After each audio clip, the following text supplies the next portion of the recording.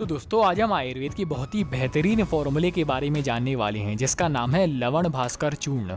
इसके नाम से ही आपको पता चलेगा कि इसका जो मेन इंग्रेडिएंट होता है वह होता है लवण यानी कि नमक। जैसे कि इसमें सेंधा, काला, समुद्री और संचर नमक मिलाया जाता है यानी कि सौंचर नमक। तो आज हम जानने वाले हैं कि इसको लेने का सही तरीका क्या है, विशेष करके इसको किन किन चीजों के साथ लेना है, ये सबसे ज्यादा जरूरी है। और इसके साथ साथ इसको किस समय और कितनी मात्रा में लेना है। जैसे कि सबसे पहले इसको बनाने की विधि के बारे में जाने तो इसमें आपकी स्क्रीन पर ये एक टेक्स्ट खुल गया होगा।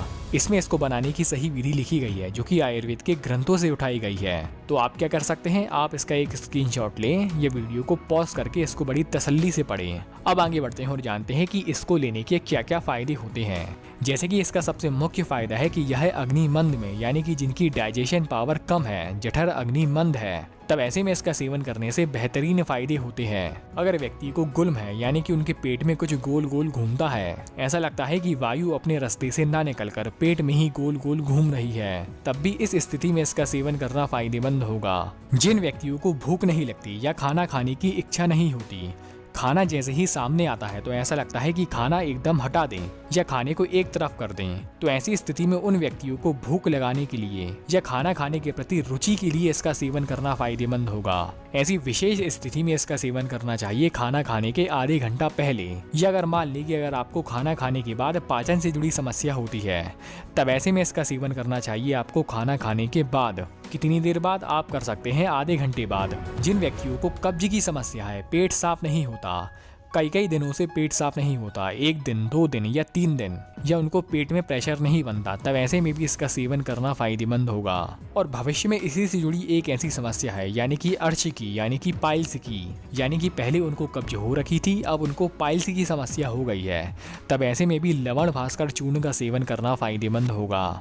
और विशेष करके एक शब्द कहा गया है कि यह आम विकार को, यानी कि जो आहार आपने खाया है वह अच्छे से पचा नहीं, वह आपकी आंतों में ही चिपक गया और वही खाना वहीं कई दिनों तक पड़ा रहता है यानी कि सड़ जाता है, तो उसी सड़े आहार से जो रोग उत्पन्न होते हैं यह उसको भी नष्ट करेगा।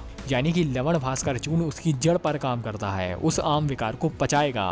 और अंत में आज के समय की एक बहुत बड़ी समस्या यानी कि IBS संग्रहणी की प्रॉब्लम। कभी पेट साफ होता है, कभी साफ नहीं होता, कभी बहुत लूज मोशन होते हैं, कभी बिल्कुल ही पेट साफ नहीं होता, यानी कि पेट का कोई ठिकाना नहीं रहता कि कब क्या हो जाए, तब ऐसे में इसका सेवन करना बहुत फायदेमंद होगा। अब ये हमने लवण भास्कर चूर्ण लेने के कई फायदे जाने।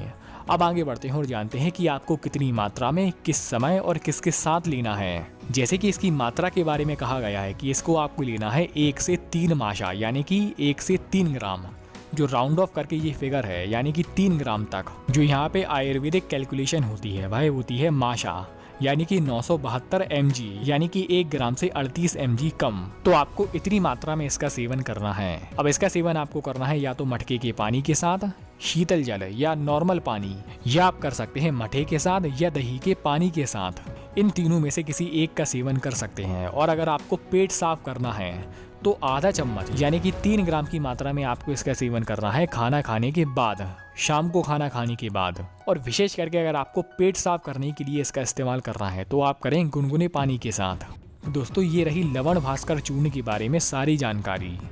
आपने वीडियो यहाँ तक देखी, आपका बहुत बहुत आभार, धन्यवाद।